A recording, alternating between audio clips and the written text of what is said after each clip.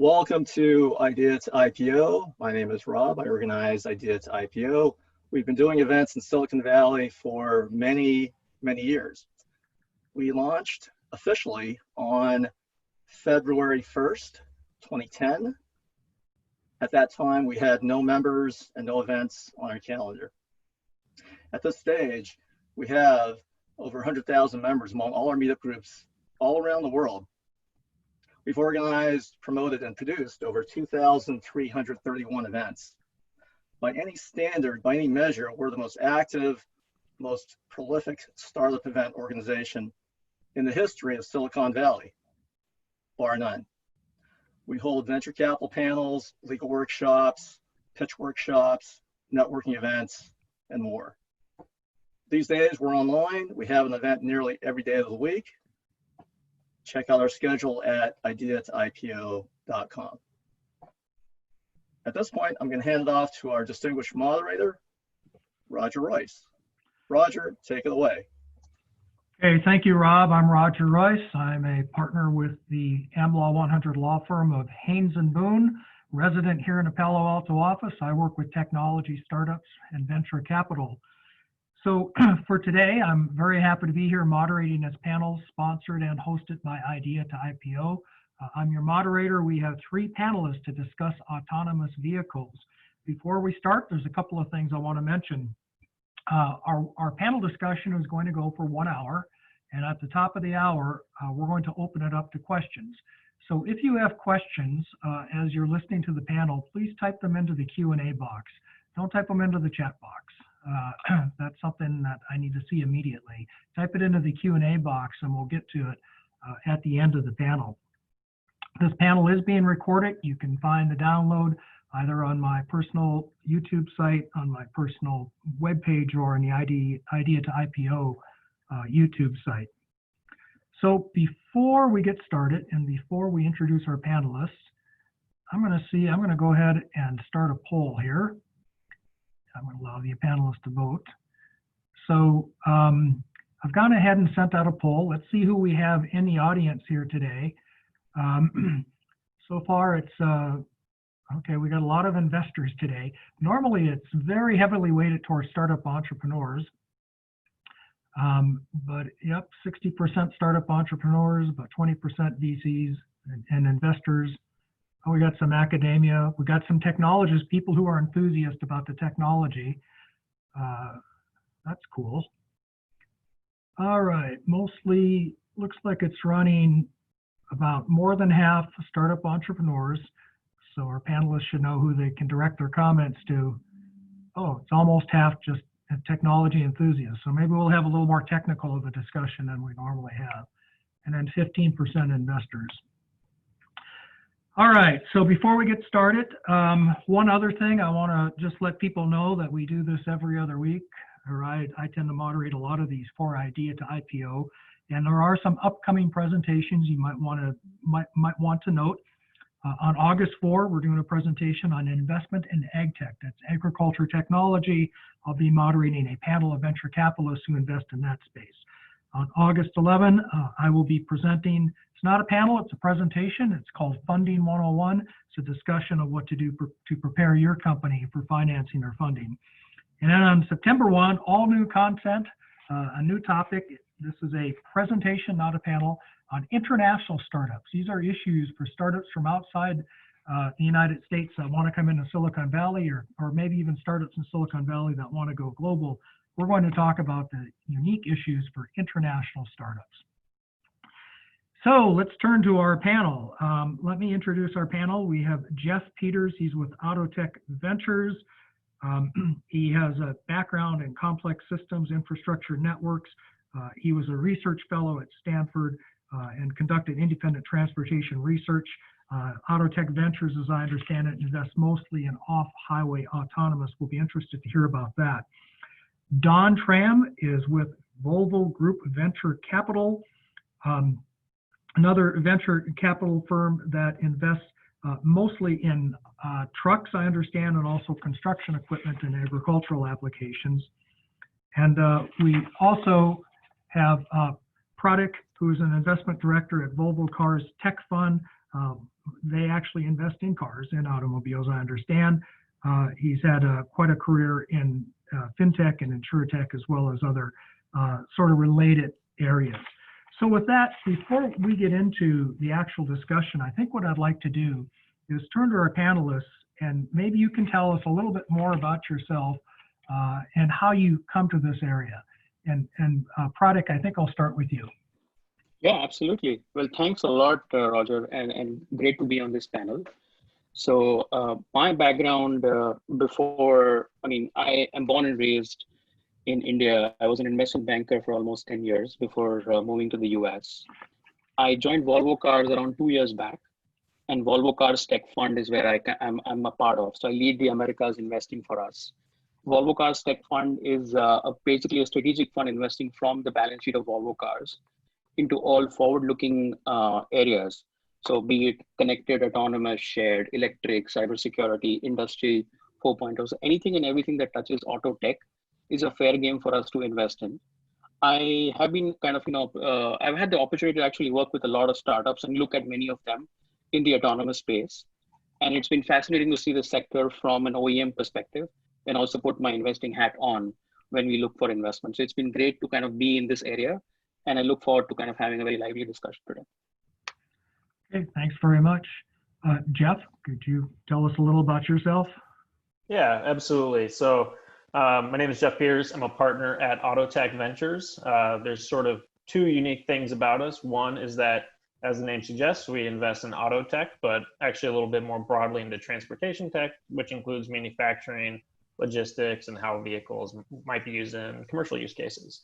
The second unique thing about us is that we actually get the majority of our capital from large corporations that are automakers, truck makers like Dan, who will go next, as well as two-wheeler manufacturers, specialty vehicle manufacturers, their suppliers, dealership groups, repair shop chains, energy companies, semiconductor companies. They all invest into our fund, and then we invest that into startups within our domain. We just closed on our second fund, $150 million, mostly focused on seed and Series A stage startups. My background, which in addition to what was mentioned previously, I'm an aerospace engineer. As my first degree, worked from Northrop Grumman Space Technology, so sensors and systems, and then my PhD is primarily in, say, optimization algorithms. So a lot of the fundamentals behind AI and ML that are driving, pun intended, for autonomous vehicles. So most of my investments in Autotech have been in the AI ML space, as well as autonomous vehicles, where we focus primarily on off-highway applications with commercial use cases. But we're very familiar with all sorts of sensors, systems, algorithms, and full stack AV in the passenger and trucking space as well. Okay, thank you. Dan? Yeah, thanks, Roger. Great to be here with Pratik and Jeff, and you as well, Roger. So my background, I was born and raised in Sweden, and that's also where the origin of Volvo Group is. And to be clear with everybody on the call and people who watch this later, Volvo Group today, we mainly focus on trucks that you see in the background here, and construction and buses. So the car division that many people associate us with, that's actually Pratik's company, two separate companies. So my background is in investment banking. I worked there for a while, and then I worked for a investment firm in Denver, Colorado for some time as well. Did some large M&A deals and some investing there. And then, I followed my passion to go into the car industry. Ended up with Volvo Group, and it's been a great journey. I've been here almost 2 years. Started here when Volvo Group opened our office here in Silicon Valley in Mountain View, where we both do venture capital, and we have a autonomous division, and we also have an innovation lab.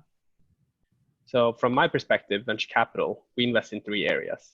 The first one is autonomous, second one is electromobility, and third is connected.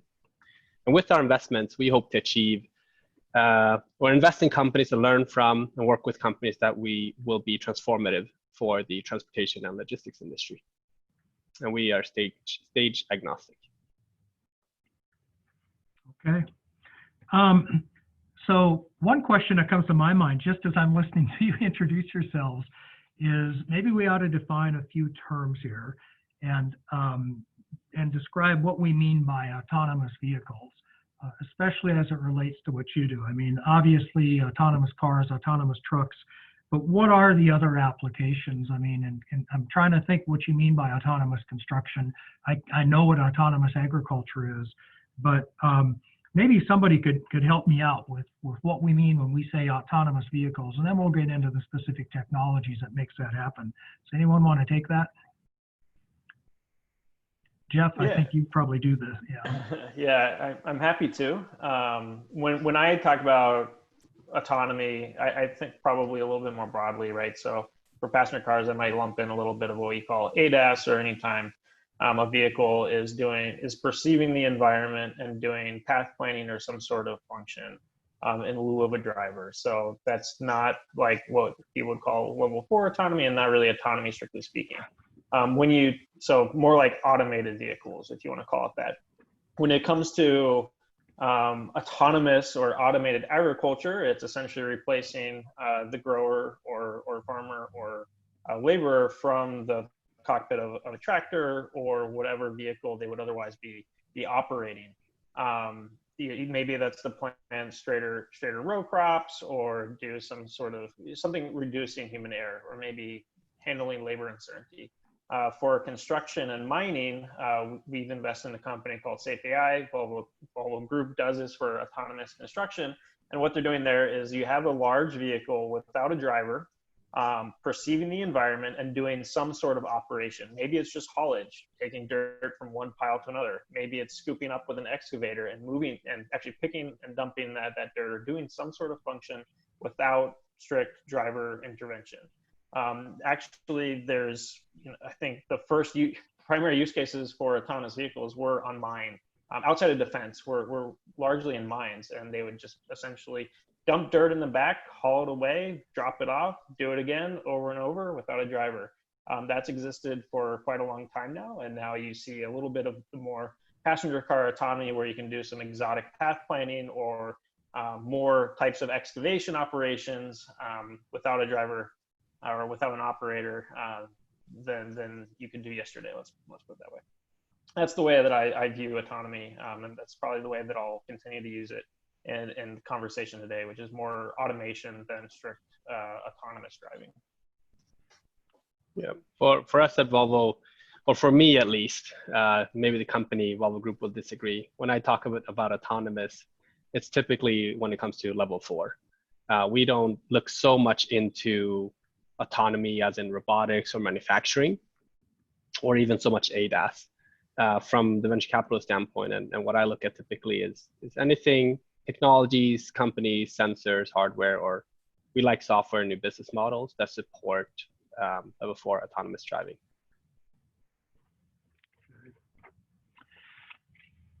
Yeah, and I think from our perspective, I kind of tend to go a little bit by the book to see where the definition has evolved. So if you look at, Society of Automotive Engineers, they've defined levels, and recently they came up with a very consumer-friendly kind of, way of thinking about level 1 to level 5. And I think level 4 and 5 is where I think autonomous driving is probably going as we speak. Level 5 is where essentially the driver never has to take over. In case of a level 4, the vehicle actually, if it meets certain conditions, then the driver can actually kind of, needs to take over. Otherwise, it basically goes on its own. So I think if I just think about it from a car perspective, essentially it tends to get it. I think eventually in a very kind of simple way, you don't want to drive a car and the car should be doing everything on its own. That's level 5. And that's where I think it's really autonomous. But I think, the steps going towards that are also probably to some extent autonomous. But I would not kind of, I would probably term level 5 as something which is real. That's interesting, Pratik. Let's talk about that a minute, these levels. So where are we now in terms of levels 1 through 5 with what's out there and is on the streets in cars? Absolutely. So, many OEMs like Volvo cars have actually skipped level 3. So we've gone straight from level 2 to level 4. And, I don't think we have, and I think the deployment models for each of these levels have also differed quite significantly. So if you look at level 4, essentially where, the best scenario here is, highway driving. And that's probably where essentially any car can be autonomous on its own. I think level 4 has seen a lot of deployment in specific use cases, for example, retirement communities, geo-fenced areas. So I think that's where I think, you'll see a lot of level 4 application today, where startups are actually working on in those areas and trying to prove themselves in those geo-fenced areas. And then eventually over a period of time, will probably branch out into more highway driving. But I think level 5 is something which is still unproven. We haven't seen many, there's no one who's actually coming up with something where, you can actually ride share in an autonomous vehicle and keep doing it for a long time. I think it's not proven yet in a very effective and a cost efficient way. So I think that's where we are on level 4 and 5. I think level 3, many OEMs are still in that play as well.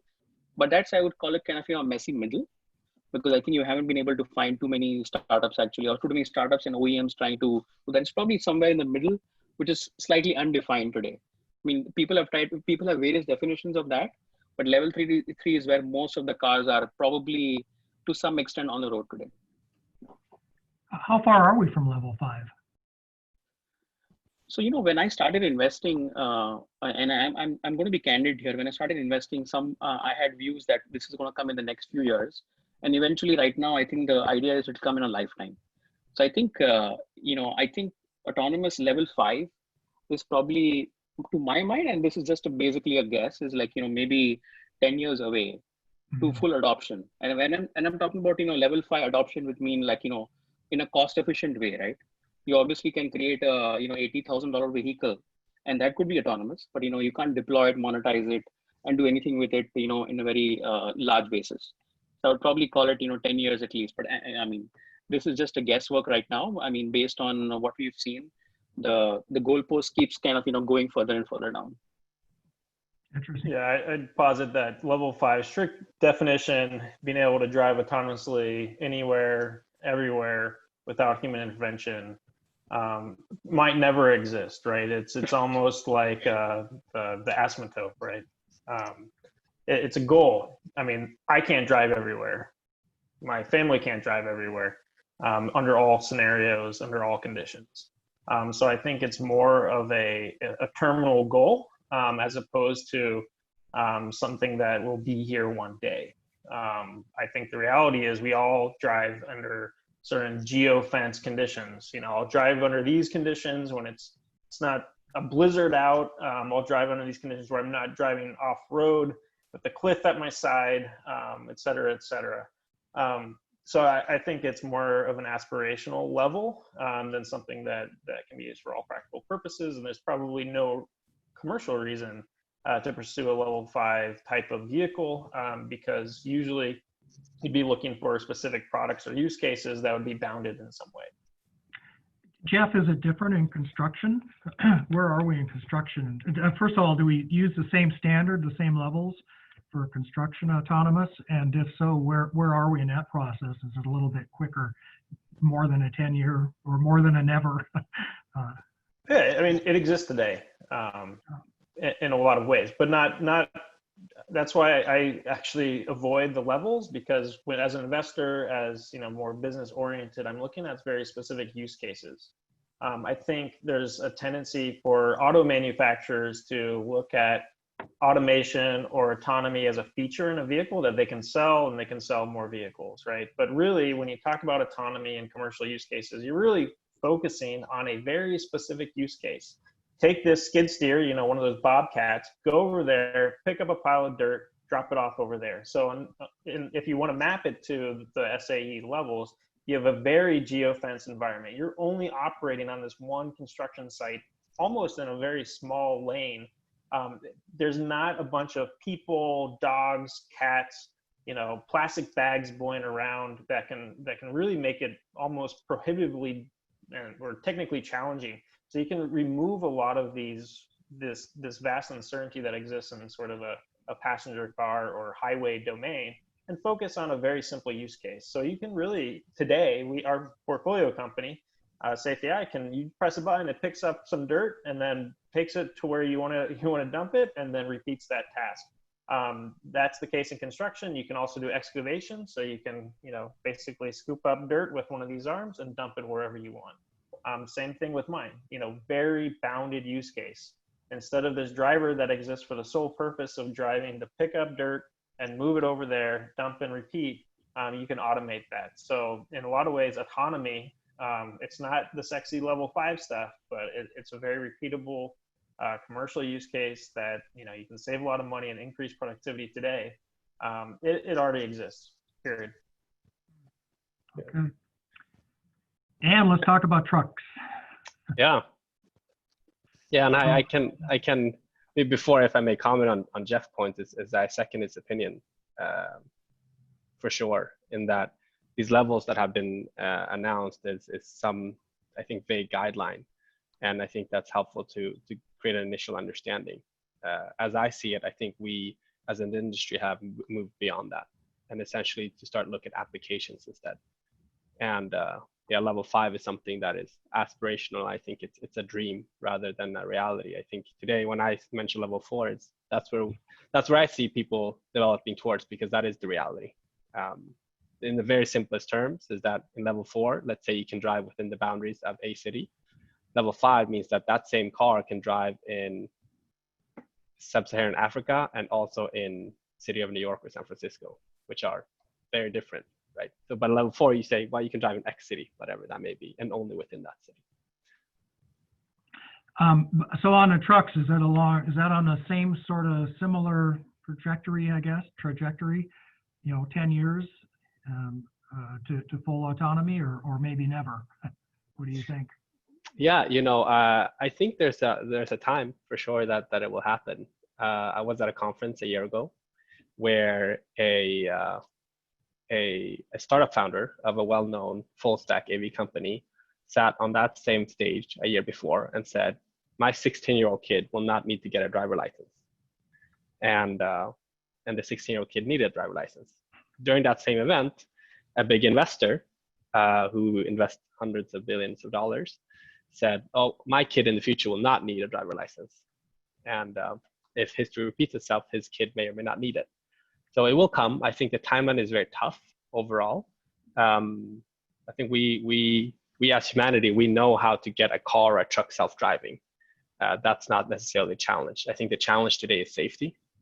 And that's something that's important to me and you know, the company that I work for. Yeah, let's talk about that. That was kind of on my list. It's just the safety, you know. And then we're going to get into, because we got a big technical audience, we'll get into some of the particular technologies. But it seems to me that the regulatory hurdles must be just almost insurmountable for trucks and cars. I mean, construction, I can understand. I mean, those machines don't move that fast, right? But for trucks and cars, that must be a very restraining or constraining factor. Has that been true? Have you seen that? Has that been slowing down a level of innovation, or is it a technical challenge? You know, so far, if I look at what has happened in the industry and the companies that have made progress, regulation haven't necessarily stopped them. There may be, I think, so from a regulatory standpoint, the trucks that drive on the freeway, different states have different regulations, and there are states that are connecting to each other in which you can find a path. So, you know, if you stick to those states and drive between them, then you can still develop what you need to develop, right? And obviously those need to have good conditions for self-driving as well. Pratik, is that same in cars? I think safety has always been the main focus for when it comes to car development. So I don't think that's anything kind of, you know, it's not been a limiting factor. In fact, the reason it's taking so much time, because initially there was a lot of hype around it that can come faster, but that can never come at a cost of safety. So I think, you know, when we look at development internally and even looking at investments, I feel that, you know, safety tends to be the most important part.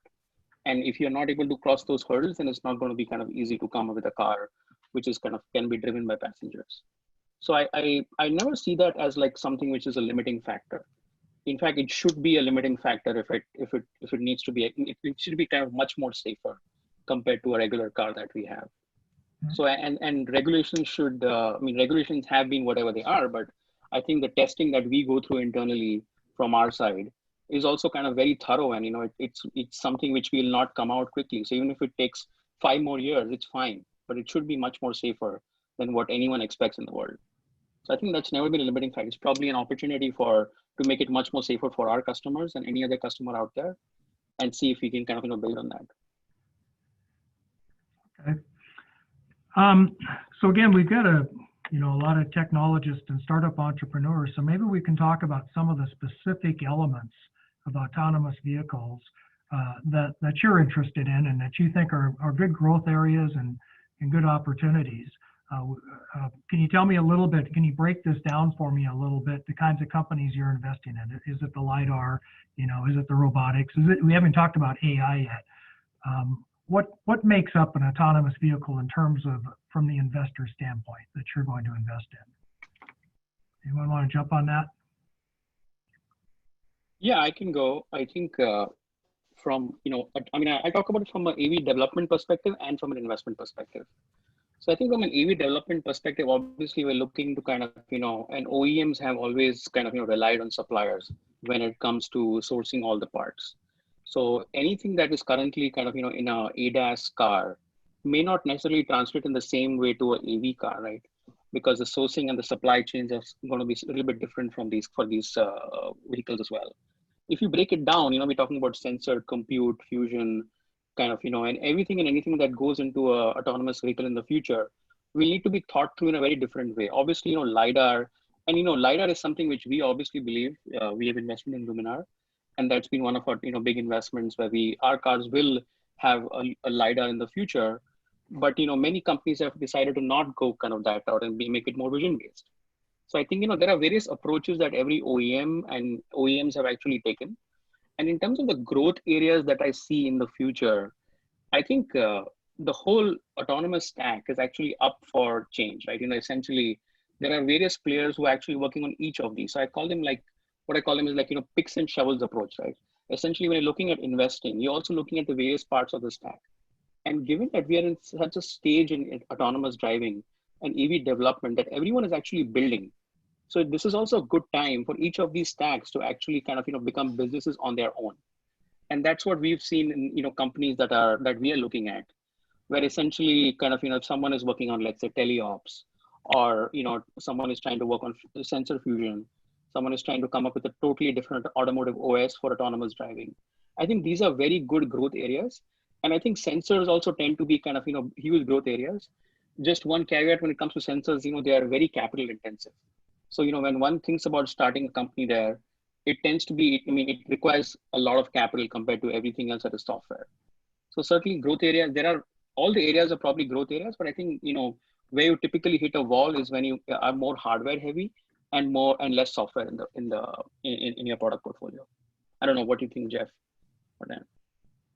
Yeah, happy to comment. So, there's first the sensors that help a vehicle perceive the environment. There's the AI algorithms or machine learning algorithms that helps understand what they're sensing, so they can properly navigate.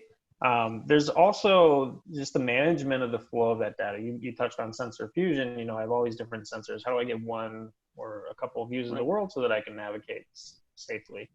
How do you manage that so that you don't have this flood of data and you're only computing things where they need to be computed and only passing information, so that you can achieve nice latencies, so you can actually make decisions in a reasonable amount of time. There's also a communication layer that if you believe these vehicles need to be communicating with some cloud or even internal architecture of the vehicle, I think that's pretty important areas. And then the picks and shovels, how do you develop these vehicles, simulation? There's also an emerging cybersecurity element, because now the vehicle is being built by EEs rather than MEs. You can't hack a transmission very well. Perhaps you can nowadays, but certainly not as they're built mechanically. So, from our perspective on where the investable opportunities are is a little bit different than what's actually needed or really important for these vehicles. We've tended to avoid most of the sensors. So we've avoided LiDAR because, if you look in our database, we have about 80 companies that are all doing something with some novel IP in the LiDAR space for a $0 billion market today. So we haven't been able to pick, a winner, so we've avoided altogether, especially where there may be multiple winners. And you have to sell into an auto supply chain that's really difficult. We did invest in MetaWave for radar because there's a little bit less hype around radar, and vehicles are with radar today, so you have a market today and a market presumably for the future. We were investors in DeepScale that did sensor fusion and took algorithms that were very low power, low memory, and fast, so that you could perceive the environment very well, and wouldn't consume all of your battery, right? And just perceiving the environment. They were acquired by Tesla about a year and a half, year ago or so. We also invested in a company doing very similar work, but more in consumer electronics, called Xnor, and Apple acquired that company. I have another company that does this sort of data management called Latent AI today, that helps manage and convert AI algorithms into something that's low power, low memory for ADAS applications, but also a bunch of other applications outside of automotive. I think that there's still some opportunity. I think the big question is, I think there's a trend that if you're trying to develop level 4 autonomy, you actually have to have most of the development in-house. You can't outsource or be reliant on a startup for key elements of your software stack. So I think more and more people are realizing that, Cruise is going to develop their own stack. They may get some help here and there and do POCs with some startups, but they really need to develop themselves. It's a highly interconnected system. So it's very hard to say, oh, this is a really great element that's going to be, help usher in the future of autonomy. Yeah, it might get acquired by a larger element, but by a larger effort. But, is that an investable opportunity for Autotech, where we're looking for $1 billion outcomes? Though usually these acquisitions are much smaller than that.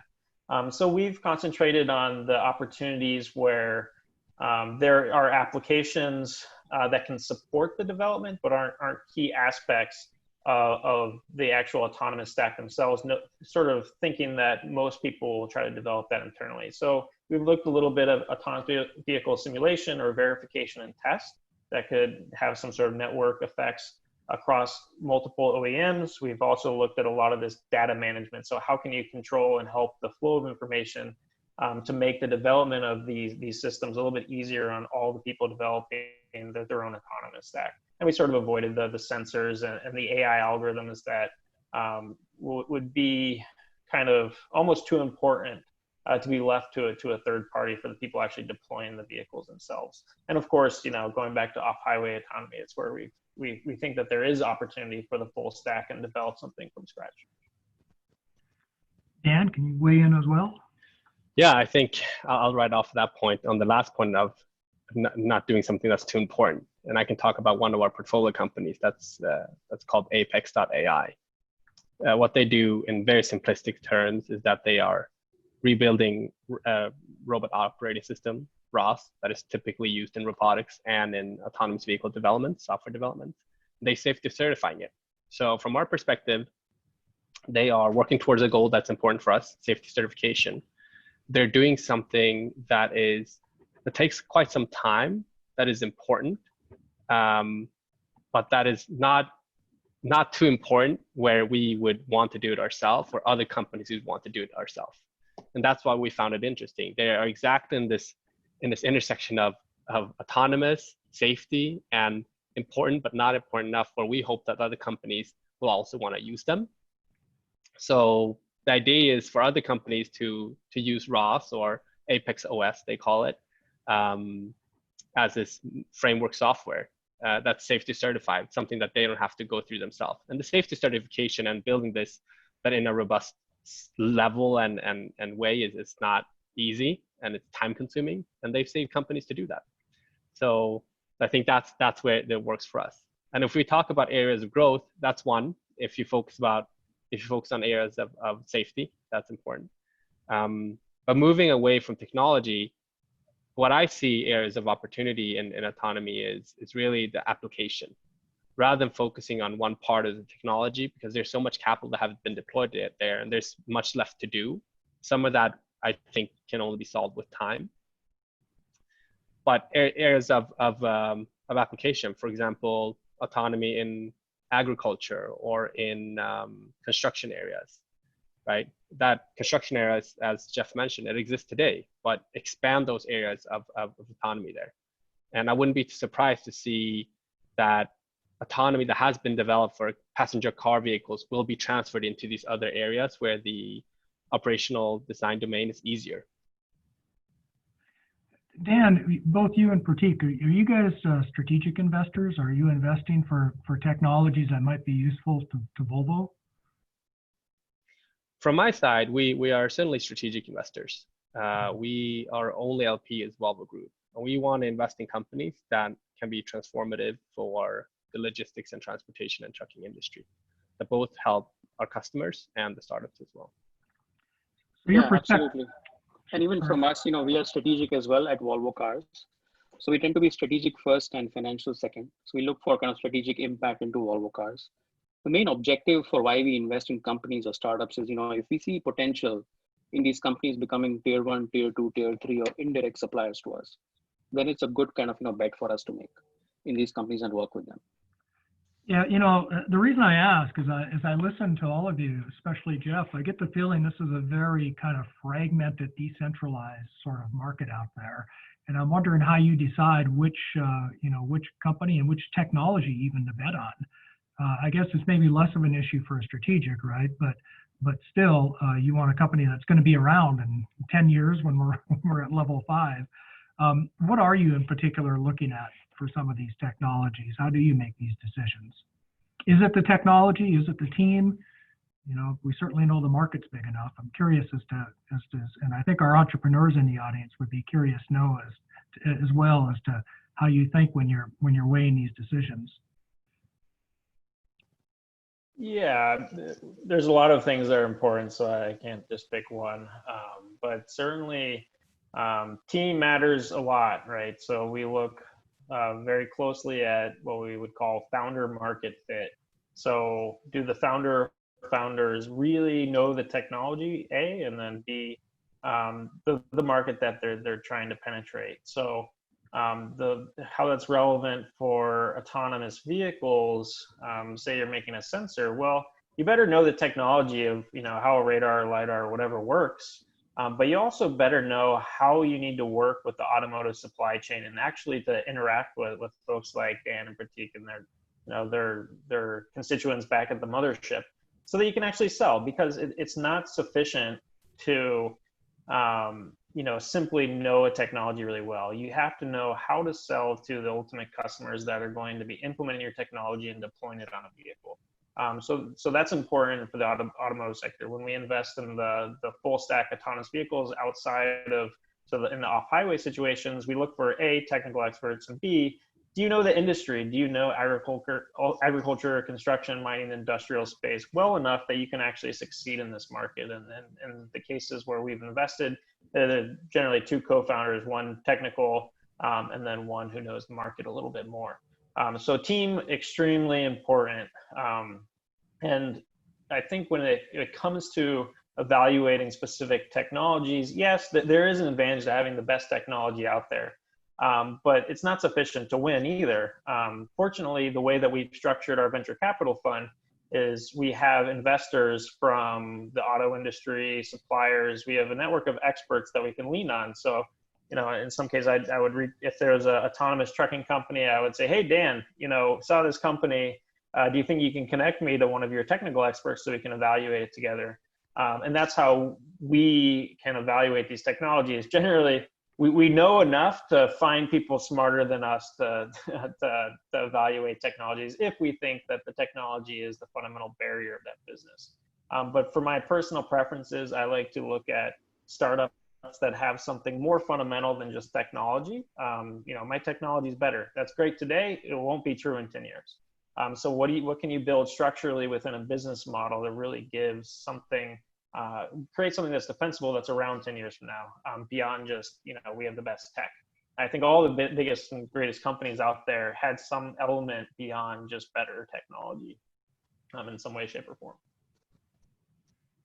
Anyone else want to comment? Yeah, I think from our side, I look at investments from a standard VC lens, and also, how that kind of, meshes with the whole OEM lens, right?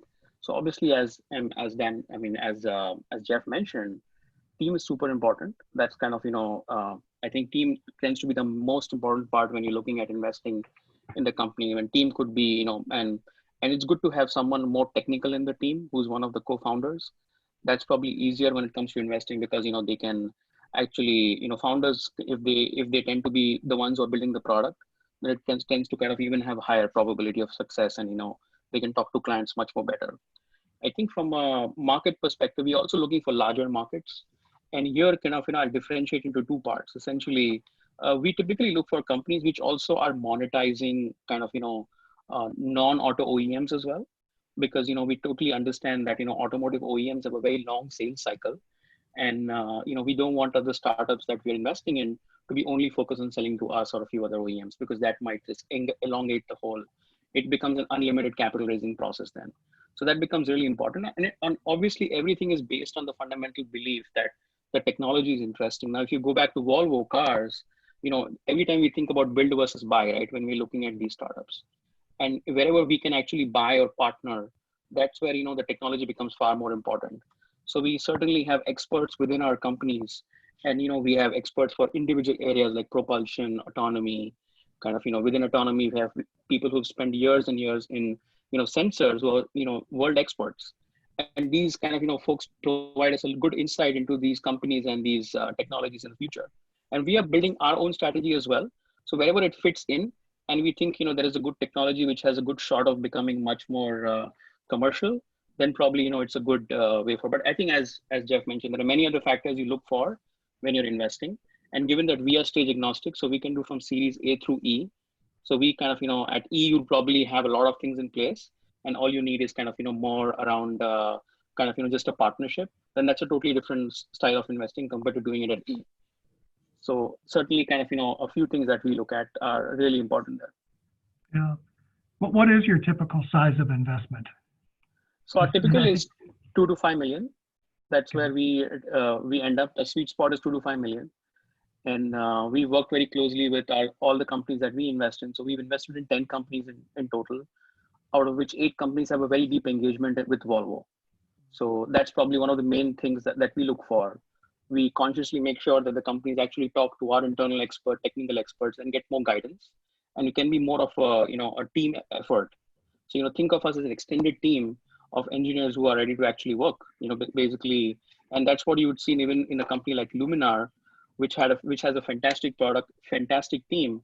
And we definitely looked at it more as a partnership rather than just look at it as a pure, equity investment or just pure as a customer. We thought of them as a partner, and we helped it build together as well. And that was actually a win-win for both of us. Yeah, and I think that's also a great, I guess, difference between, the spectrum of different investors out there, right? There's folks that are purely strategic and purely financial. We're purely financial at Autotech, although a lot of our limited partners or the people that invest in us from corporations are purely strategic or fall somewhere on that spectrum. So, I mentioned team and, traction and market size, et cetera, all important.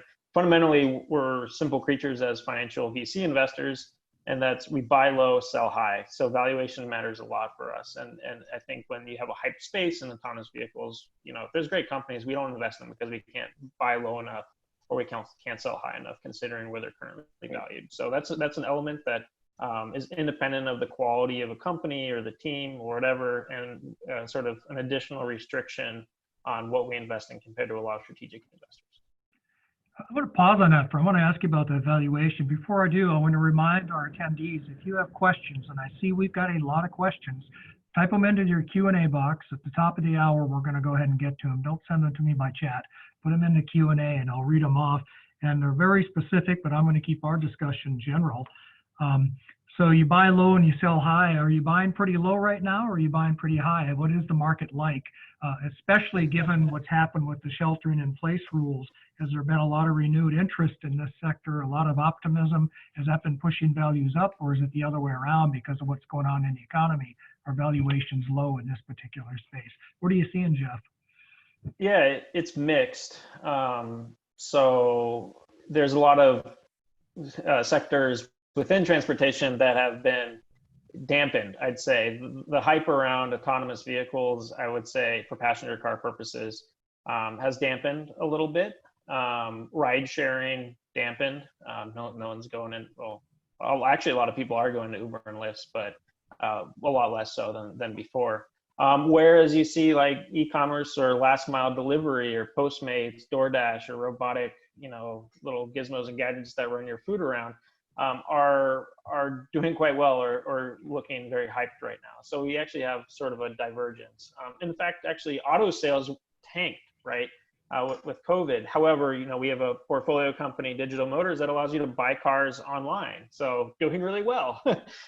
So very mixed bag here. And, the general rule of thumb has been that private market, or in this case, startups, valuations have lagged public market declines in the past. So public markets go down, and then 6 months later, private valuations are affected. Well, you look at the stock market or public valuations right now, I don't really know why they're so high, but they are. I mean, so I think we may have missed this lull where there's very low valuations for startups currently. There's some that are really hyped, anything doing e-commerce, super hyped right now, probably higher valuations. But I think in general, timelines have lagged if you're selling subscriptions to automotive companies that have other fires to fight right now. And there are opportunities to say buy low, if you will. But largely, I would say that nothing's like a fire sale. I think largely it's been unchanged from what we've observed. Maybe that changes towards the end of the year when a lot of these companies who tried to stretch their runway a little bit now need the capital, and they all flood the market and they're competing over sort of less VC dollars. Maybe those valuations come down later. But so far, I'd say I haven't really seen massive impacts on valuations due to COVID. Really? Okay. Yeah. Do the rest of you agree? Is any kind of temporary disruption in the market because of what's going on, or are people more long-term players? Yeah, I think from our perspective, definitely we are sensitive to valuation, but in the market that I'm looking at, which is basically auto tech in general, I think the impact has been fairly limited, apart from obviously the downstream dealer management systems and all of that, which have seen a massive uptick right now given what's going on. But I think in the autonomous space, and again going back to the individual components of the autonomous stack, I think over a period of time, and this is probably happening. This has been happening for the last 5-7 years. You've seen some clear leaders coming out there who've been able to get good traction from auto OEMs and other markets, and that's why you see, I would say, they have always traded in a very market term is at a scarcity premium, right? So they definitely are very few quality players, and they always are valued at a very high multiple. But I'm not sure if that multiple will sustain over a period of time, because it definitely has a lot of hype in that multiple. But I think over a period of time, if they're able to prove themselves, then it becomes kind of much more efficient, and they can kind of keep going. Otherwise, obviously at some point it'll kind of only go one way when things don't work out. So I think, and this is the time which is really a test for most entrepreneurs in building business, in these areas, to whether they can hold to that valuation or not. Because it was all, typically startups are valued based on forward valuation, which are very high numbers, and if they're not able to meet it, especially given the current environment, then there could be some down rounds. But I don't see that happening right now. I think most entrepreneurs I work with, they're looking to raise extensions and keep some cushion in their bank, so that they don't have to go out in case things don't go as well. Then maybe they can raise more. They need more kind of runway to be able to kind of make sure the team is stable and all of that. So that's been the current trend which I've been seeing. Okay. So before the panel's over, I want to move a little further along to the I guess the reason why this is important, and the value creation aspect of this, and the cost savings that these technologies are creating, and why these companies are valuable. My firm, Haynes & Boone, we do quite a bit of work in maritime law, believe it or not. And so we've worked with ships that are out in the ocean that are using this technology. So I've seen the tremendous cost savings and being able to reduce the labor costs in operating these huge freighters. So maybe you can talk a little bit about what this is going to do. And cost savings is the one that comes to mind immediately. I think you mentioned another one, Pratik, safety. A couple of you did. But why is this an important technology now? Why is this a sector we should all be concerned about? Why is Volvo paying so much attention to it, for example? Where is the end value here? Can you talk a little bit about that generally? Then we're going to get to some specific questions from our attendees. I can start. I would say that safety is one. Our benchmark is that we want an autonomous truck to be at least as good as a good truck driver. There are many truck drivers out there. But one thing not to forget is that, well, the world we live in today will not be the same a year or 10 years from today. Specifically, we are just ordering more and more from Amazon and other online distributors. So we see that demand for supply chain logistics and trucking just increasing. So sometimes people talk about the concern of removing a driver, but we're not removing a driver to remove people, but rather we just want to add trucks, and we can't find enough drivers to drive those trucks. And not we as a company per se, but our customers. And not only that, with autonomy, we believe that remote control will be a part of this, and there'll be a lot of other jobs being created in all of this. Today in the US, we have a driver shortage in the trucking industry, and that is only going to continue and get larger. Meanwhile, we need more packages. So autonomy will help the customer both meet demand, but also hopefully reduce the cost to us end consumers, right? And today, truck drivers, they drive, they're on the road for sometimes 2 weeks. They want to see their family. But imagine instead, now they're being able to drive that same truck, but 20 minutes away from home, or maybe even in their living room. So every day at night, they can go home to their families. So it both helps the large corporation that want to ship companies, the end consumer, by us keep receiving packages as fast and as cheap as we do today. But also the people that are involved in this, I believe there will be more jobs created just because as this technology is being deployed more and more, and making it more convenient for the people that work in it as well. Anybody want to add? Yeah, for me, when it comes to passenger cars, there's sort of two things. One is the case that, you can reduce the cost for people traveling. So maybe I don't need to own a car anymore. Don't need a driver's license anymore. I don't have to pay for the driver within my Uber.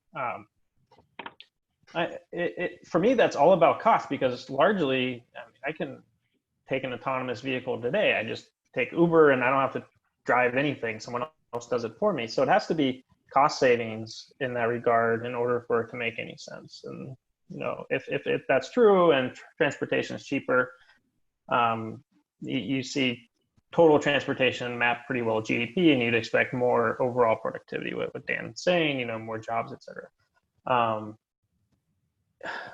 But it's also, the hype isn't just that autonomous vehicles will reshape everything. I think there's a lot of hype, or I should say really interest in this space, because fortunes are made in the rise and fall of empires, and the idea that the existing car companies out there, sorry Dan and Pratik, will be the dominant players if they don't pursue autonomy. There will be new ones, and those folks will be displaced.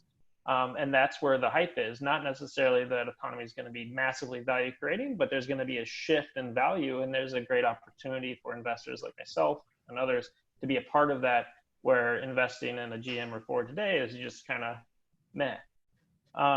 I think when you look at other use cases, it's all about productivity gains. Yeah, you can reduce the cost of a driver, but in the mining scenario, automation has increased productivity 30%. I mean, that's massive, just because people aren't taking smoke breaks and they're showing up for work. And the agricultural company Verdant Robotics that we invest in, they're replacing dozens and dozens of people laboring in fields. And those are jobs that no one wanted to begin with, and there's labor shortages. So I think it's almost a necessity for automation and commercial use cases as labor flocks to more productive uses, and hopefully people are better off as a result.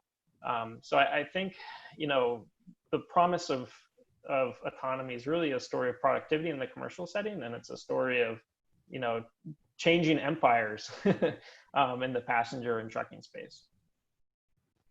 On that, you mentioned ag.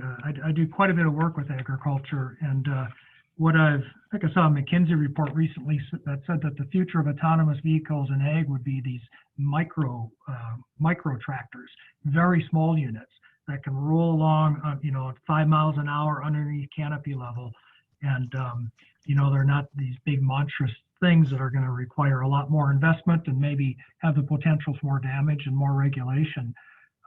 which I find really interesting. And those seem to be getting into the market really quickly. But you hit on the right thing. I mean, it's labor in agriculture. There's a huge labor shortage, and it's only gotten worse because of COVID and because of our immigration policy.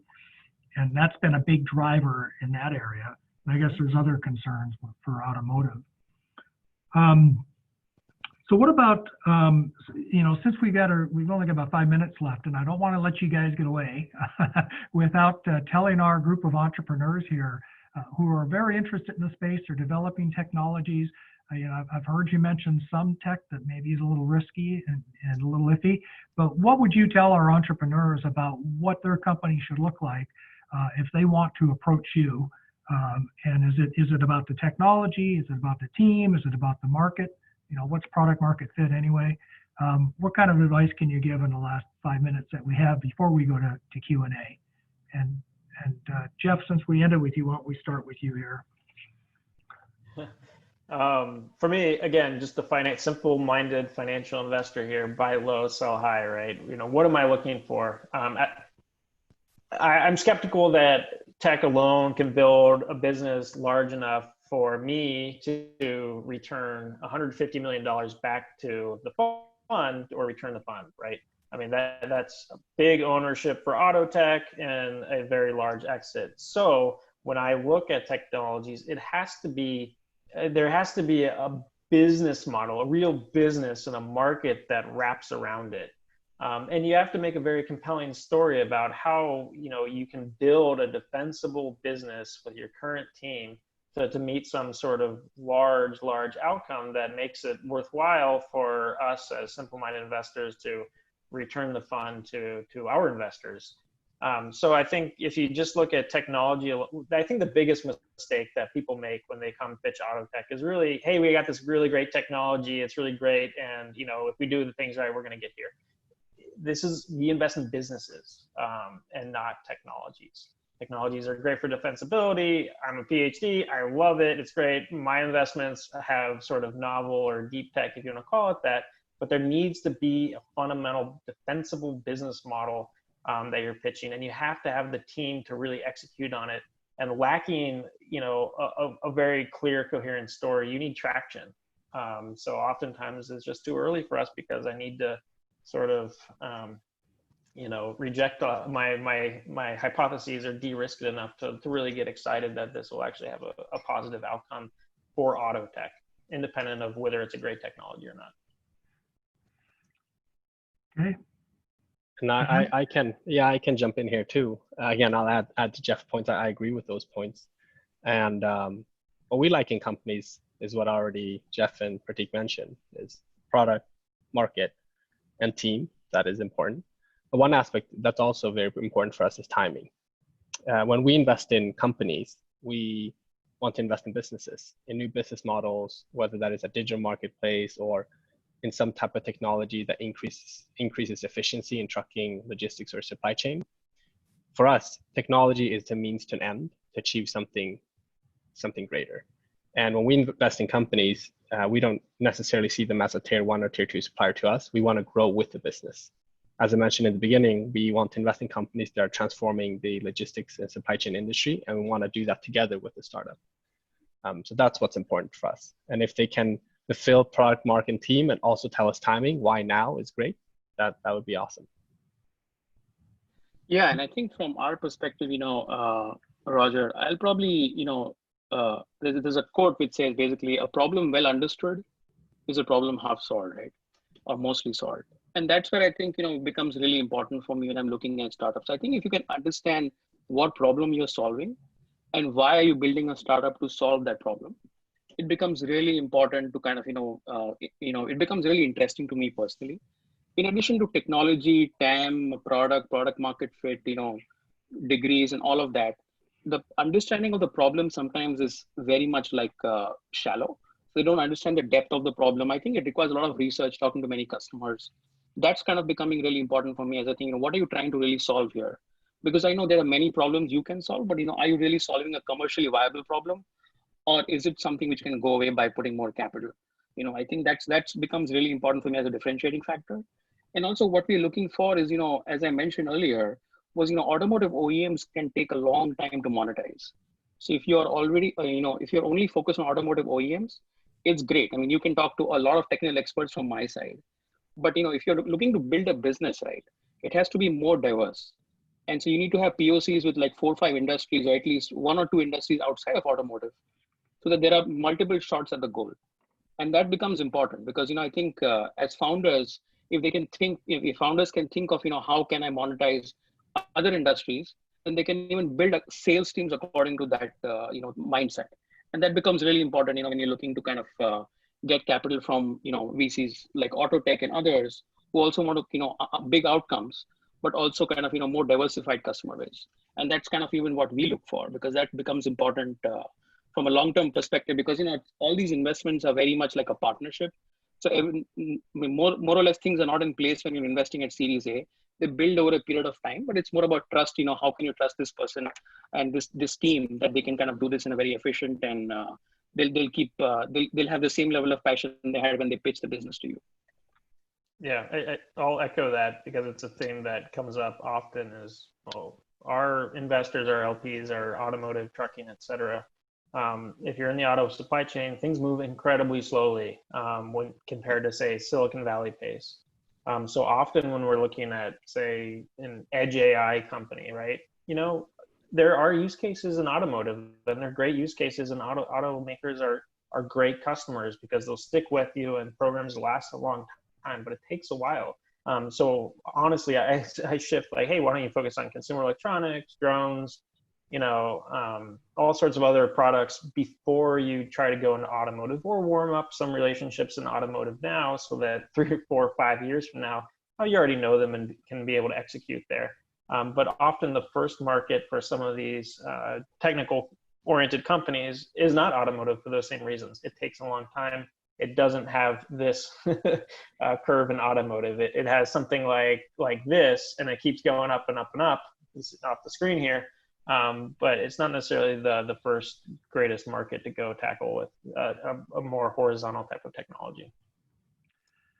All right. Well, thank you very much, panel. Appreciate hearing your insights. I definitely want to thank you for being here. For our attendees, if you have questions, I'm going to go ahead and turn to your questions now. Type them into the Q&A box, and we'll see what we can get to. But before we do that, the last thing is I'd like to let people know how to get a hold of all you folks. So Pratik, if someone wants to find you, how do they find you? Sorry, I can drop my email here, and that's the easiest way to reach me. Sure, just put it in the chat. Jeff, how does someone find you if they want to get a hold of you? You can find me roaming around Redwood City. No. Yeah, you can find me on LinkedIn. My email address is in the intro section. Okay, Dan? Yeah, LinkedIn is a great way. I'll drop my email as well. Okay, great. All right, so a couple of questions here. There were a couple of them around the intersection of electric vehicles and autonomous. Somebody had asked about self-charging cars that might charge themselves while they're driving, instead of having to stop. Somebody else asked about investment opportunities at the intersection of autonomous cars and electric vehicles and connectivity to the grid. Would any of you like to comment on that? Yeah, we have looked at a few self-charging technologies, and I'm just going to share my experience. How I've seen these technologies evolve over a period of time. I think these technologies tend to be a lot more less. I mean, they're less auto grade at this point in time, but I definitely see that as a big area of kind of growth going forward. Typically when I look at these companies, they have been, and I was mentioning earlier, right? They have been kind of getting a lot of success with consumer electronics. And now they think they can expand into the automotive space. So that's probably a very interesting area. Definitely, I think we've seen that self-charging cars, self-charging platforms becoming more prominent over a period of time. But I'm not sure, and maybe there's someone building that. I'm not sure if this is an area where you can start with this only technology for cars as the starting point. You can probably build it over a period of time, but I haven't seen startups which are in that area. But that's a very interesting area, which I've been trying to find technologies in. Anybody else? Yeah, for me, I think companies that work in autonomy and autonomous driving, I think in a way almost always have some VTEX component to it. Is certainly considering electromobility as a part of it as well. So again, it's more a rather means to an end of what they want to try to achieve with what they have, or what the future can give them. To find a company that does all three for the sake of that, I think is less important. If you do it in construction, it's different than if you do it on highway or in a city, for example. Yeah, there's sort of a technical reason why you generally automate electric vehicles, and that's keep it all electrons rather than mixing, your control with, a combustion engine. So there's some simplicity in EVs for autonomy. So, but there's no strict reason why they must be electric, and all those mining vehicles, construction vehicles largely aren't. And then I agree with Dan. They're very different things. You don't need this, big nexus. But in terms of self-charging, the question is always like, why is it? What's the purpose of that? Just to remove someone that plugs in the vehicle seems kind of marginal. There is, always going back to mining. There is a mining vehicle out there. I was trying to look it up. I don't know who manufactures it. Maybe Dan, you can help. That actually is fully self-charging. So let me see if I get this right. They scoop up a bunch of dirt on top of a ramp, and then they go down with regenerative braking, and that generates enough energy so that when they turn around and go back up, they can do it on their own. And then they pick up some dirt, so you're actually, using the potential energy of what you're moving to launch some kinetic energy. So that's self-charging, which is pretty unique. So if you can find it online, it's pretty cool. But when it comes to like in your vehicle, like the idea of like these electric roads where you'll never need it again. I mean, just think of the infrastructure implications of that. We can't even maintain our current roads, and it's just a bunch of pavement. So very skeptical of that. But hopefully we just see EV ranges get longer and longer and longer, so such that they don't really even matter anymore.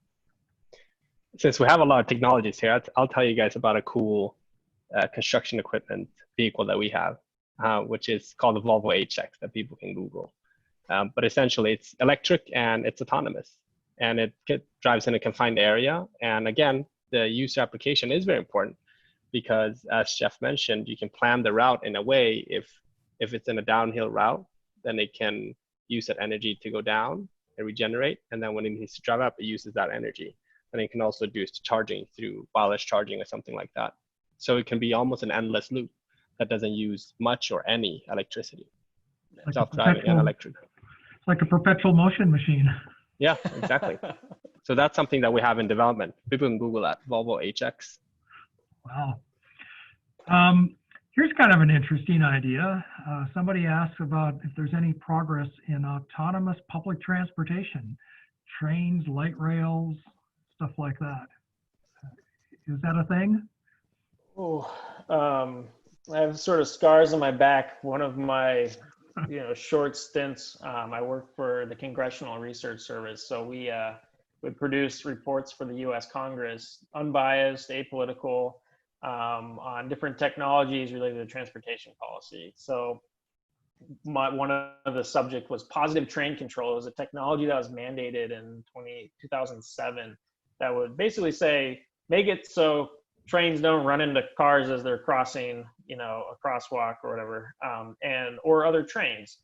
And the industry dragged their feet forever. It was mandated to be deployed in 2012, and I think only a small single-digit proportion of rail is even deployed today.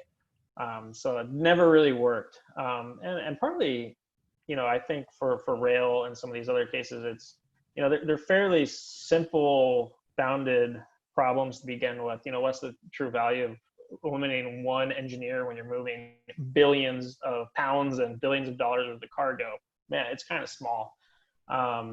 So when you talk about rail and things like this, it's sort of, marginal improvements for productivity or cost savings, but hopefully you're getting massive safety savings as a result, but they're largely pretty safe modes of transportation.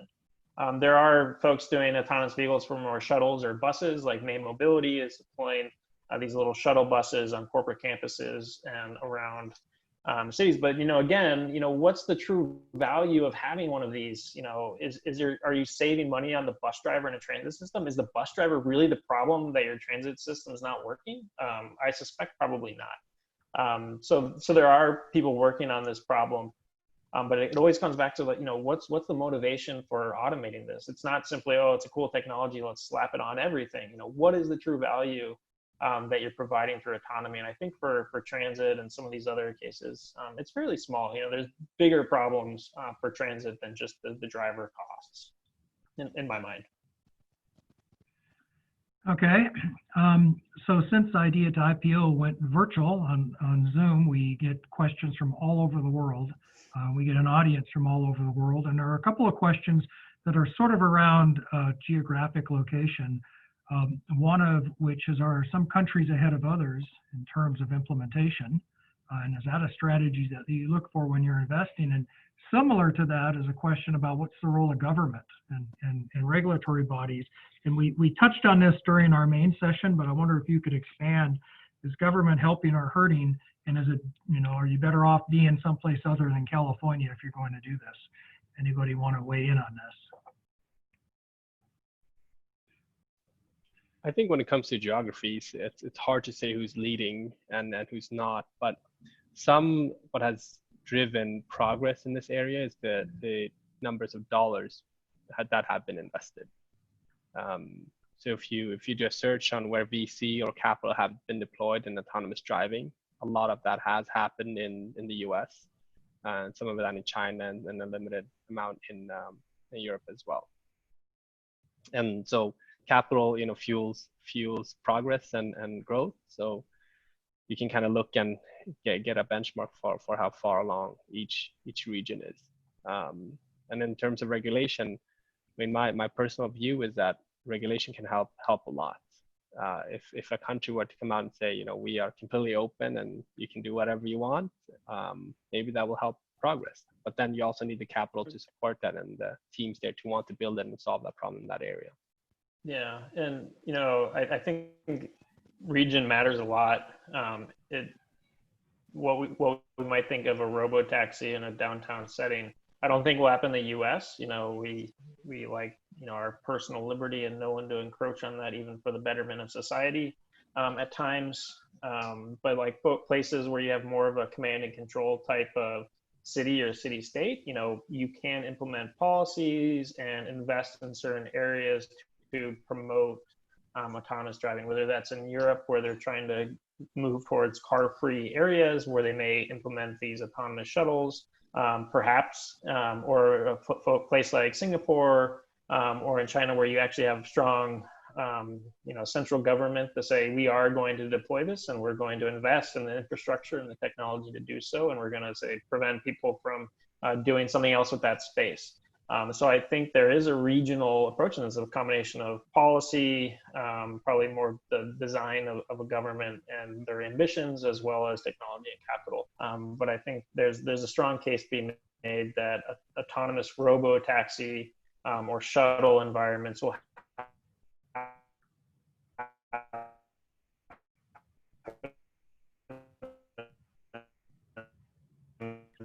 Jeff, I think we lost you there. With a stronger command and control type of local government than we would see. Can you hear me now? Sorry. Yeah, you get a little bit of connectivity. Okay, I'll take off video and show my pre-COVID face.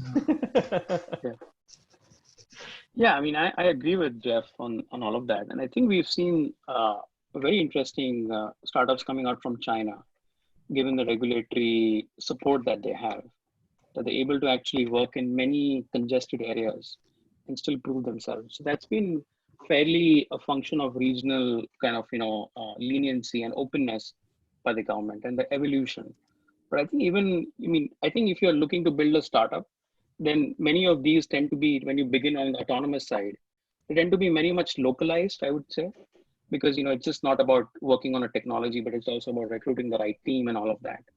And the pockets of talent are in a few areas. So if you're looking to build that, I think over a period of time, you'll definitely gravitate towards 3-4 areas only. But these areas are definitely supportive of autonomous driving, and definitely I see that happening in the future, with China probably to some extent leading it, but we'll see how that pans out. But at least from my understanding and from the companies I talk to there, I mean, many of them are way ahead when it comes to autonomous driving and robotaxis as well. Yeah, we're gonna get to, here's an interesting question. I forget, one of you had mentioned that a lot of this is big company stuff. Somebody asked about startups targeting safety. Is that an an area that a startup might get involved in, or is that something that's just the bigger companies? Or maybe not even bigger companies, but maybe just bundled with some other technology. Yeah. We're talking about safety? That's one of our portfolio companies, Apex.ai, and they do exactly that. They safety certify middleware software. So it's perfect for what we need, and we believe that the industry will need that as well. Yeah, safety in its own right isn't a business model, but of course with Apex AI, they're actually selling the software so that all OEMs can be safer. Yeah, I think investing in safety is a little ambiguous to have a specific response, but there are companies where their primary motivation is that. I think safety for passengers is something which is done a lot more in-house at OEMs. And so the dependence will be fairly limited on a startup. But if you look at from a safety from a cybersecurity perspective, then definitely I think, OEMs haven't caught up, or, companies haven't caught up in the same way in which startups have been able to build companies and build kind of, startups have been able to kind of, build products in that area. So certainly safety from a cyber perspective could be interesting. But I think from a, fundamental safety perspective, I think you wouldn't have anyone involved with saying you want to outsource it to a startup. Probably going to be, again, picks and shovels there. Some areas which could be interesting, but fundamentally it's going to be more about building internally rather than buying. That's a good point. Some things you don't want to outsource right. to a new company that you don't know. I know we touched upon this, in our discussion, but it's come up a couple of times. Somebody asked if L5, level 5 would be more feasible in marine or aerial than, we haven't talked about aerial yet, have we? Than a crowded surface transportation. So what do you think? Is this going to, be implemented faster in some areas than others? And, when will it arrive was another question. Yeah, I certainly think so. That well, so let me answer the right question. Not L5 per se, but let's talk about L4. So in a geographically defined area, I believe that it will come in confined areas sooner than, for example, cities. So that already exists first and foremost today, and I also see that development is going to happen faster. That's my personal view. Yeah, I think the big challenges for L5, or however, I guess it was the definition, but the big challenges is uncertainty brought on by basically other people. We're highly uncertain creatures, right? So you go to the skies, well, people aren't flying around to get in your way. So you can imagine that this is easier. Same with, marine. Maybe it's ocean marine versus, lakes. I don't expect automation to scale between ocean liners to the Danube or something like this. But yeah, I mean, largely the major problems, environmental uncertainty is greatly reduced in both air and sea. I think from our perspective, sometimes I kind of break the world into people movers and goods movers. So I think on the people mover side it might be slower, whereas on the goods mover it might be faster. But again, L5 will take some time before we get there. I think companies who are working in L4 space might be able to kind of try and branch out into L5, probably in the goods mover space. And I think in the people movers, it's probably, as Dan mentioned, I think geofence might be an interesting area, which can be a sustainable business model going forward rather than just being autonomous vehicle. Okay. Okay. Somebody asked what you see becoming mainstream first: robo-taxis, fleets, trucks, or cars. Well, obviously, I think you guys some invest in cars and some invest in trucks, but just generally, you know, the general question is, when will this become mainstream, and what will lead the way, do you think? I think, we sit in different organizations. So, I think when I was looking at this space around 5-7 years back, the sequence expected was, first the robo taxis will come in, so everyone gets comfortable. Then you'll have autonomous trucking, and then finally it'll move into the whole personal, L4, L5 space. But as and this is again a point of view by anyone's, who's in this sector or on, and no one really knows exactly how it's going to pan out. But the sequence can be anyways. I think we see as Volvo, and this is because maybe I'm at an OEM. Basically the personal car space getting much more in the L4, L5 space, and then you'll see evolution coming in the other areas as people get more comfortable. But I think it's hard to kind of pinpoint as to which areas will actually, be more prominent, unless you kind of, just go by VC dollars being invested and all of that. That's a totally different way of looking at it. But I think otherwise the evolution of these industries in my mind can be in parallel.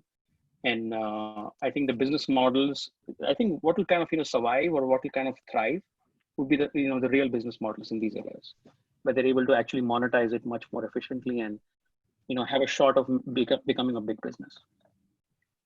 Yeah, I try to map it to environmental uncertainty. So mining exists today, construction exists today, some ag exists today, industrial robotics and warehouse exists today. Next on that frontier is probably trucks, in my mind. Maybe they're dedicated lanes for autonomy, very little uncertainty over major legs in the highway. Then you have to go onto public streets where, you have to actually interact with drivers like me and other uncertain individuals. And then it becomes a very long tail. So I think out of what was listed, trucks in my mind. I will pick that and I'll write it up on a board here and we'll come back to it in 10 years. Somebody asked, and this kind of raises a bigger question that I was going to raise. They said, will IoT payments be a part of autonomous vehicles? Not only that, if you think about it, think about all the other technologies that might be spawned by this. Artificial reality, right? Because people got to do something while they're sitting in their autonomous vehicle if they can't play with a gear shift. But just the bigger picture, what about that? Are there other, other technologies we haven't talked about that are going to become a part of this whole new industry, in effect?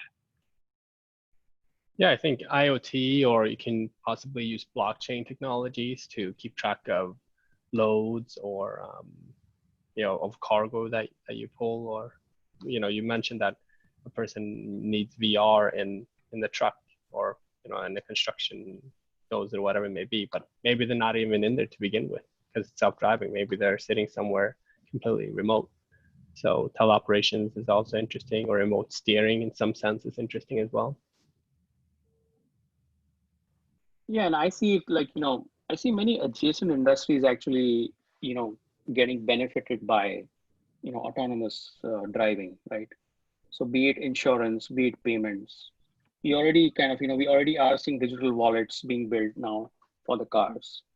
And we're looking at, when we have like a digital key now to get into a Volvo car, right?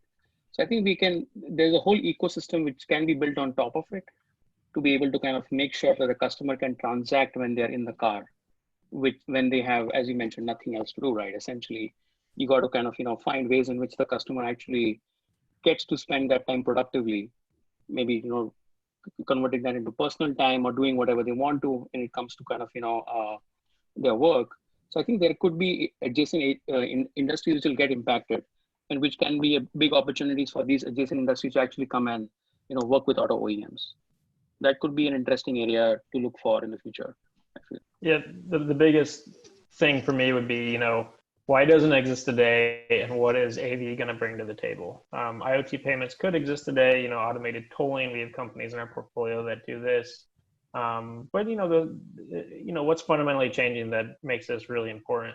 And I think from an investing perspective, if we take the thesis that autonomous vehicles for passenger use cases are a long way off, and your business model is predicated on the existence of AVs, well, you're probably too early in our mind. So I think the best opportunities with this are selling a good business today with like this massive upside if autonomous vehicles come to fruition.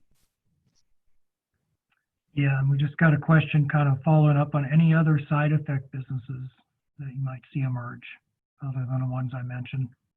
I think, I mean, I second Jeff's point that, you know, that if from a VC and from an investor standpoint, we like to fund businesses that can stand on its own today and solve problems of today. But if we pause that for a second and just talk about the future, I think there'll be many problems that come out. For example, in a world where we have, let's call it 80% self-driving vehicles, passenger robotaxis driving around, if I'm driving on the road and I know that this car that wants to exit out of the freeway lane, in the on-ramp, I'm just going to keep staying there because I know he's not going to crash into me. I know that they're going to continue and just keep driving around. So that's AV bullying. The problems like that, I'm sure, will arise with time. But again, you know, back to where we are today, if somebody's building a business for that, that's really cool and really insightful. But is that a business that can stand on its own until AV happens? AV bully. I hadn't heard that one before. Go ahead. And I think, you know, we have definitely seen the subscription business actually gaining prominence in the current, you know, sales, in the current auto sales kind of ADAS vehicles, right? So when we have a product called Care by Volvo, where you can subscribe to a vehicle on the phone, and essentially you can pay one lump sum payment, and you can get the car for a few years, and then you can switch to a new car every couple of years. So I think, you know, startups which are building in these areas do have a better shot at, you know, when the AV becomes a reality. I mean, it's not, I mean, I don't know what's going to happen in the future. It's whenever that dream becomes true, but, you know, someone to have a shot at that, it's good to kind of, you know, start at the ADAS level and then build from that. That's probably, you know, much more easier because, you know, then you've worked with the OEMs much more, you've worked with the ecosystem much more, you're integrating into a lot of things, and then kind of, you know, you can just expand into AV whenever that happens. But I think I agree with Jeff and Dan, basically, you know, focusing only on something which is so much forward looking, normally it's going to be extremely hard to kind of fund because, you know, it's a derivative of something which has not exist. It doesn't exist yet. The biggest market change, if, you know, there is massive penetration of AVs, is real estate. You know, now you're no longer constrained by where you live. You can just do work in your vehicle as it drives you to work and then screws you around. So more people are going to flee the city. Maybe, you know, your distribution locations will be a lot different because now trucks can drive farther. Yeah, I think real estate's going to be the major shift if we really do start going around in autonomous vehicles all the time. Interesting. How are the big players doing, and what are they doing well, and where could they improve? That'll be our last question. Anybody want to comment on that without naming any names? Well, You know, yeah, go ahead. Go ahead. Yeah, no, I would say I think big players. This is my perspective. Again, my organization might disagree, but I think big players they take time to do what they need to do. Ultimately, they have a responsibility. When they put something on the road, they want to make sure it's safe and that it works, and it's not gonna kill people. So it needs to be at least as good as things are today or better. So what they do well is that I think they are incorporating and working with startups and trying their best. And, you know, they move at their pace, which is different from startups. And somewhere these two worlds meet in the middle and we get something great, hopefully, which is self-driving. And that is widely available. Anyone else want to comment? Yeah, I think, you know, big players need to have a partnership approach to this because obviously everyone has the financial wherewithal to build something internally, but they won't be able to move at the same pace at which, you know, a startup can move. So certainly I think partnership approach is required, and you know, it's needed to kind of, you know, make sure that even your internal folks have an external validation when it comes to working with a startup or at least, you know, company. So certainly that's where you see a lot of like us or other companies partnering with the big AV players. Yeah, and I can second that. I'm very skeptical of traditional incumbent OEMs being terribly successful in the AV world. I think it's passenger car EVs far away, and they're not on strong enough financial footing to really go the distance. These won't make revenue anytime soon. So what does that mean? I would place a big bet on the Waymo of the world, the Apple Special Projects Group, and now Amazooks, where they can fund those projects on entirely different businesses. You know, the more clicks times you're funding Waymo's project by searching into Google, and it's funded by ads. Every time you buy an iPhone, you're funding Special Projects Group at Apple. And you're buying stuff on Amazon, you're funding Amazon or Zoox if that acquisition goes through. Those are the ones that are going to emerge victorious because they're not reliant on you know, the business itself succeeding, where I think Cruise, Argo, and some of the internal AV programs within automakers, they'll get shelved, they'll be down prioritized, CEO changes. I'm very skeptical that you can build one of these within an auto OEM, unless they're going through a pretty robust partnership approach where most of the development is being handled externally, and that external partner has an external source of funding. Okay. Well, Jeff, you get the last word on that. I want to thank our panelists again. Thank you, attendees. Before we drop off, I want to remind you that we have additional set panels and presentations coming up next week. August 4 is Investment in Agriculture Technology. August 11, Funding 101. And September 1, International Startups. So thank you, panel on autonomous vehicles. And at this point, I'm going to turn it back over to Rob Lau. That was an awesome panel discussion. Thank you, Jeff. Thank you, Dan. Thank you, Pratik, for being with us today and sharing your wonderful insights. Roger, thanks for moderating. Audience members, thanks for tuning in and asking great questions. See you next time. Right. Yep. Thanks, everyone. Thank you. Thanks. Thanks. Thank you. Great to be here.